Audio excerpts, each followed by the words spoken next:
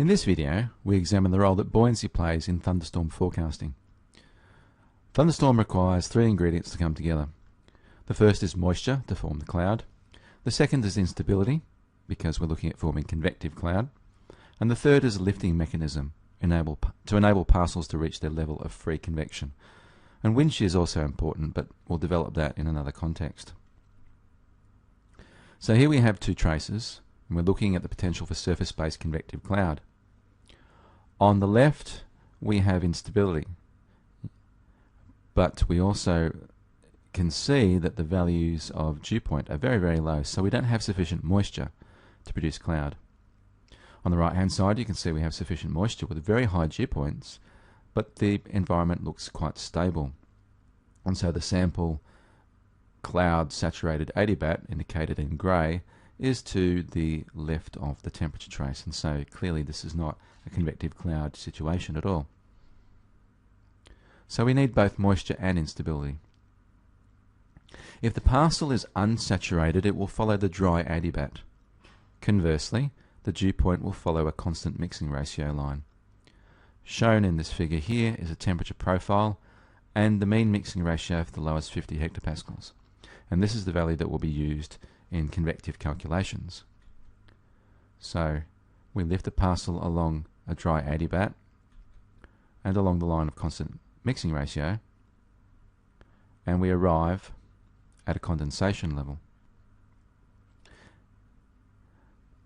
When the dry adiabat crosses the constant mixing ratio, the air becomes saturated and convection commences. This is the level of free convection. And if the parcel remains buoyant, a cumulus, towering cumulus, or cumulonimbus cloud forms, because the parcel is now going to proceed along a saturated adiabat. So as long as the environment traces on the cooler side of the lifted parcel, that is, the parcel is warmer than its environment, then we have sufficient instability for convection. And convection is simply defined as parcel ascent where no forced lifting is required. And so you can see as the parcel rises along the saturated adiabat, cloud of the convective variety can form.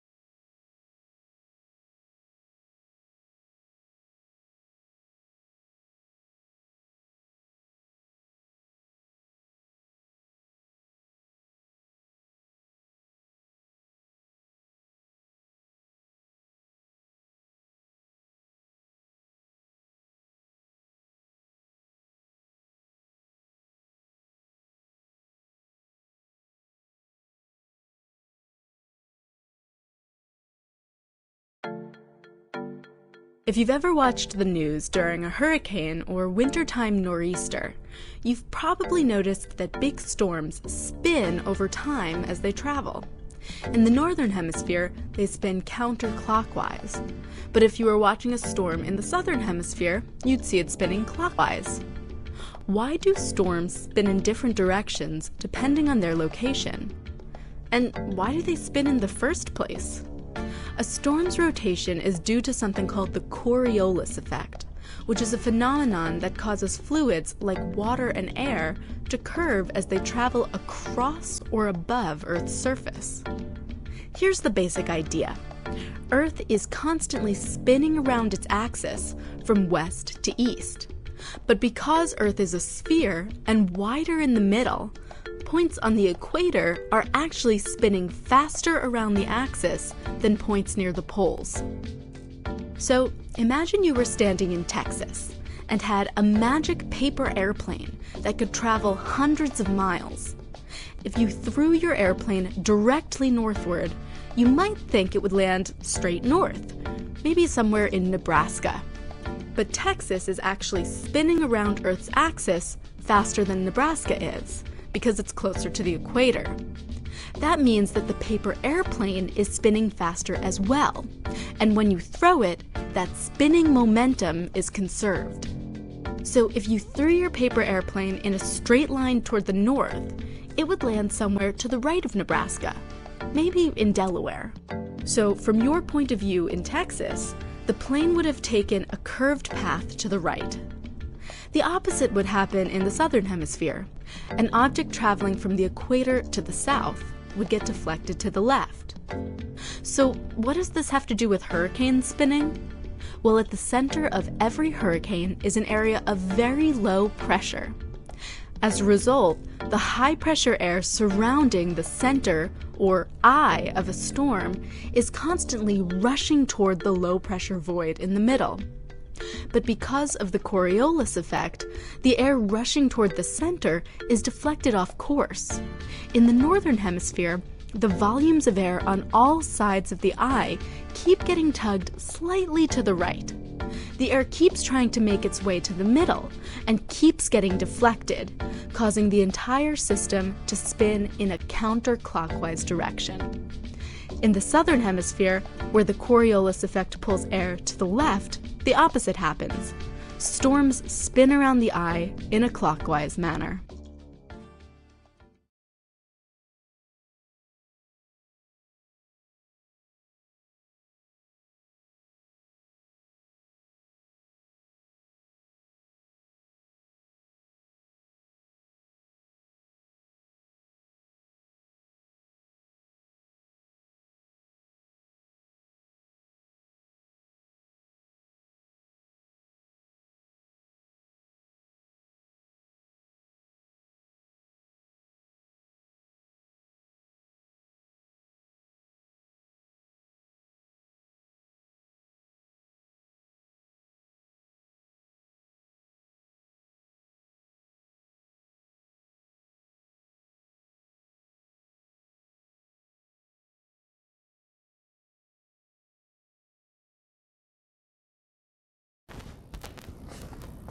Hello, George Romanich here again. Today we have a very interesting problem.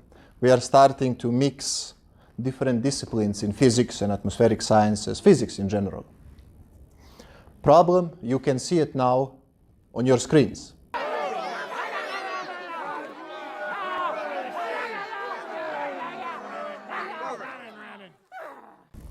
So basically we need to mix a little bit rotating reference frames in this problem with electrostatics and magnetostatics. Let's say we have an electric field like this.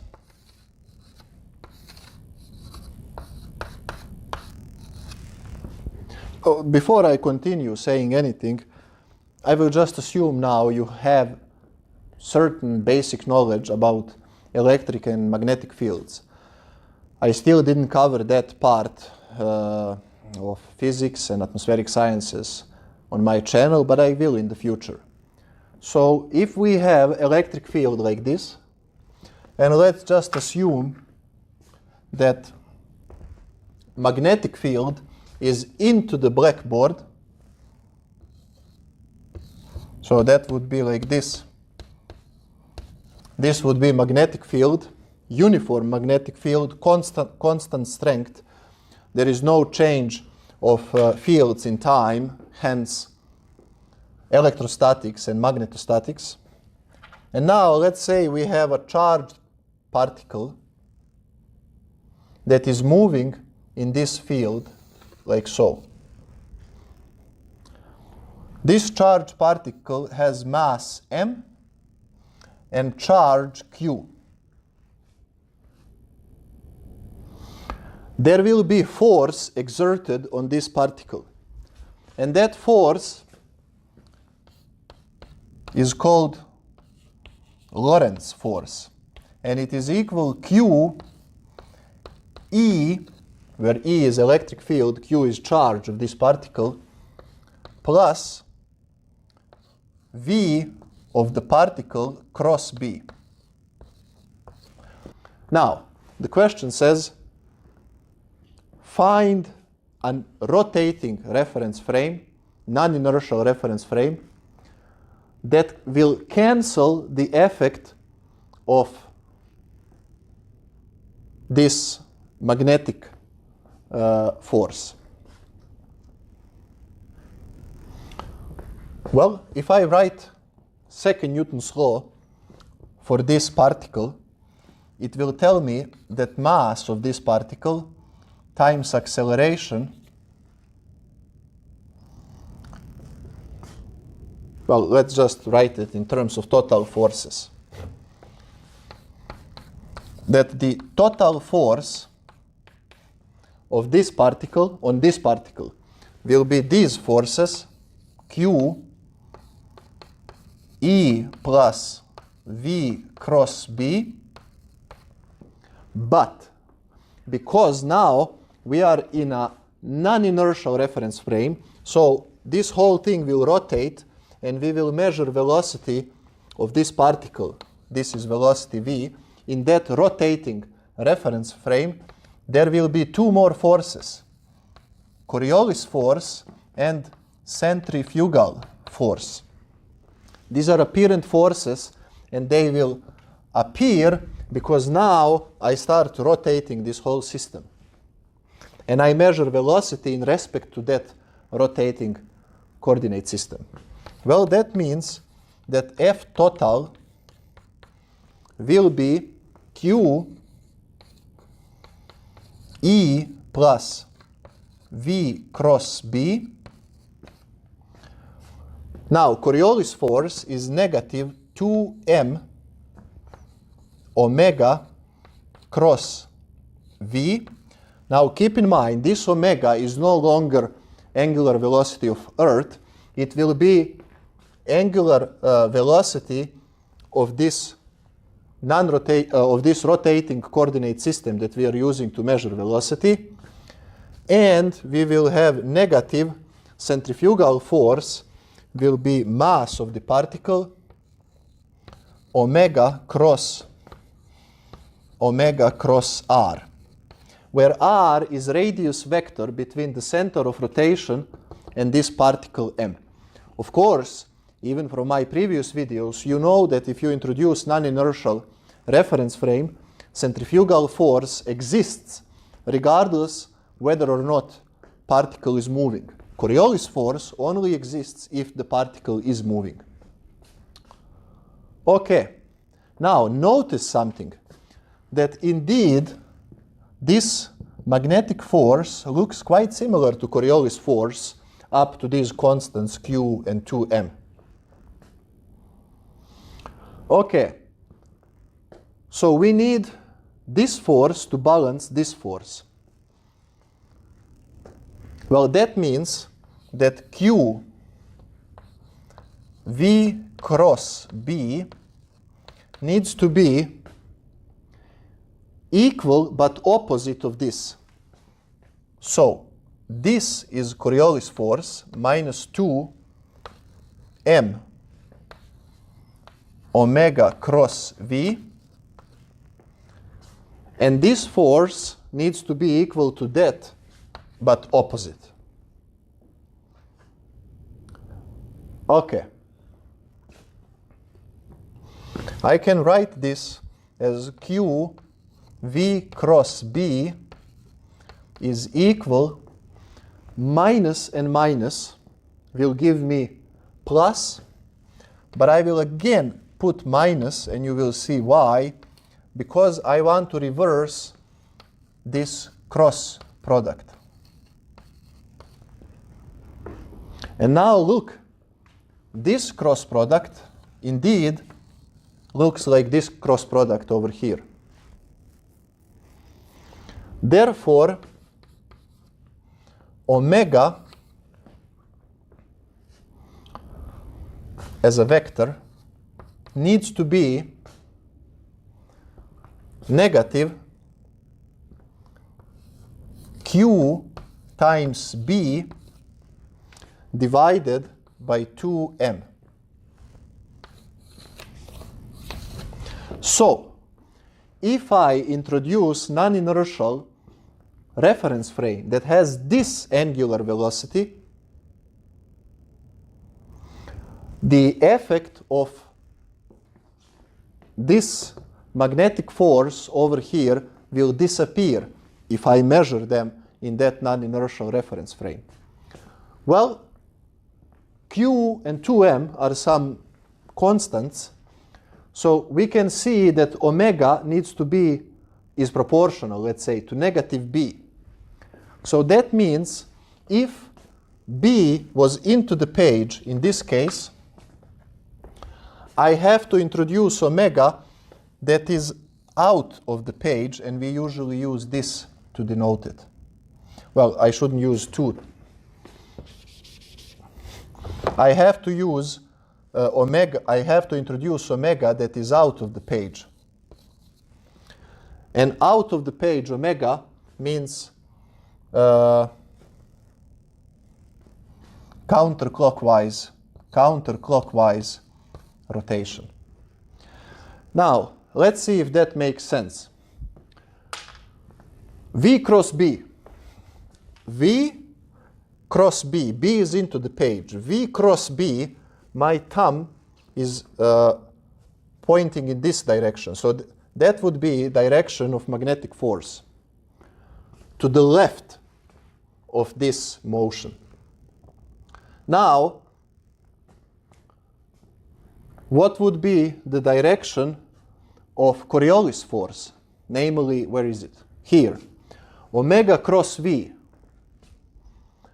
Omega cross V would be like this in the same direction. So you might say, oh my God, you did mistake, but I didn't, because there is this minus over here. So omega cross V would be in this direction, but because of minus, it will go in that direction. So Coriolis force, in other words, Coriolis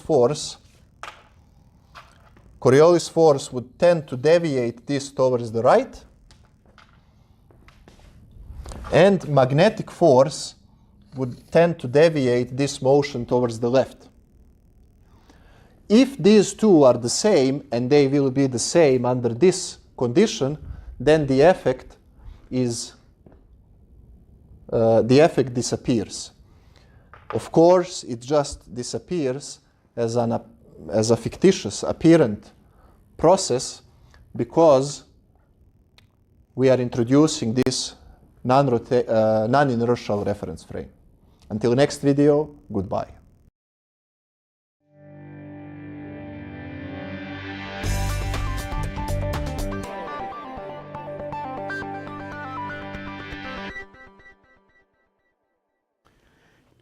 Physicists know of 4 different forces.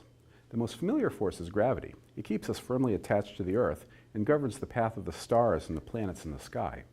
It turns out that gravity is actually a very weak force, and we don't understand how it works in the quantum realm. However, the 3 other forces are very well understood. The next most familiar force is electromagnetism. Electromagnetism is responsible for electricity and magnetism, of course, but it is the reason why light exists, and in the context of building matter, its most important attribute is that it is the force that binds the electrons to atomic nuclei and makes atoms. The electromagnetic force is responsible for all of chemistry. The other two forces are less familiar. The first is the strong nuclear force, and it is this force that ties quarks together inside protons and neutrons and other particles physicists have discovered. The weak force is responsible for some types of radioactivity, and it plays a role in how the sun burns. These four forces have very different properties. Gravity and electromagnetism have a very long range, like the gravity from the sun affecting the path of distant Pluto.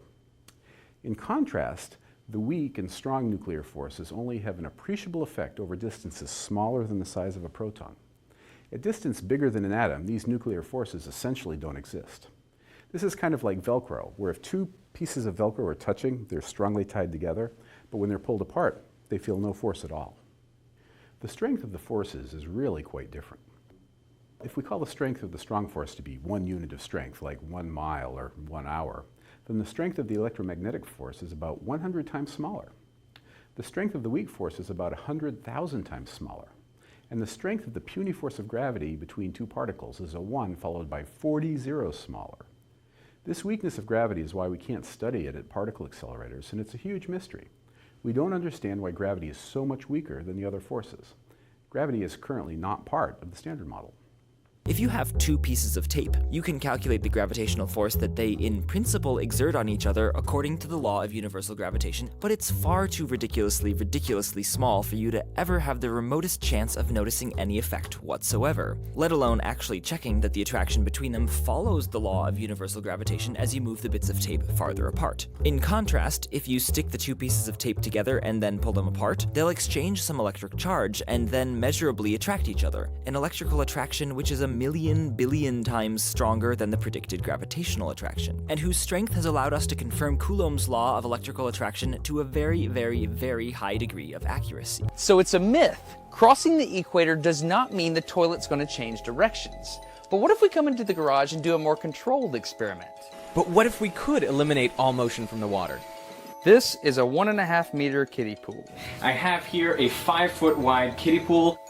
Instead of filling the pool with no vorticity at all, I'm going against the way it's supposed to drain. So I'm trying to fill it with the flow going clockwise. I actually filled the pool in the anti-clockwise direction to be sure that any clockwise motion we see is not due to the way I filled the pool. So let's let the water settle for a complete day so that we know that it's perfectly still. And I've left this water sitting here for 24 hours. So it seems like I've damped all of the motions from the filling.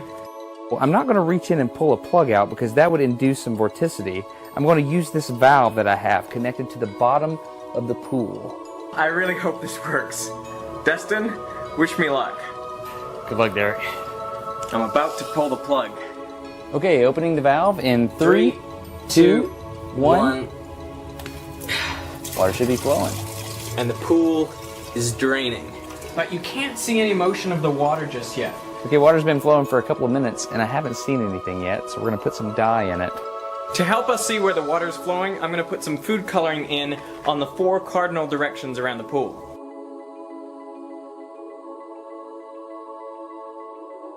Check it out, it's like a tornado, like right off the bat. We got a counterclockwise rotation. We filled it up clockwise and now it's going counterclockwise. You can clearly see that the water is flowing clockwise in this direction, and that makes sense because that's how it should flow in the southern hemisphere due to the Earth's rotation. We have a kiddie pool in my garage, and the whole Earth is rotating, and the water's going counterclockwise because I'm in the northern hemisphere. It's real. This is real. But you can see what a tiny little effect it is, and what extraordinary lengths I had to go to see this effect. So really, you're not going to see it in a bathtub, and you're not going to see it in a sink or in a toilet, because there are other sources of angular momentum that totally wash out this effect. We just proved it because we just eliminated variables. The Coriolis effect is real. There you have it.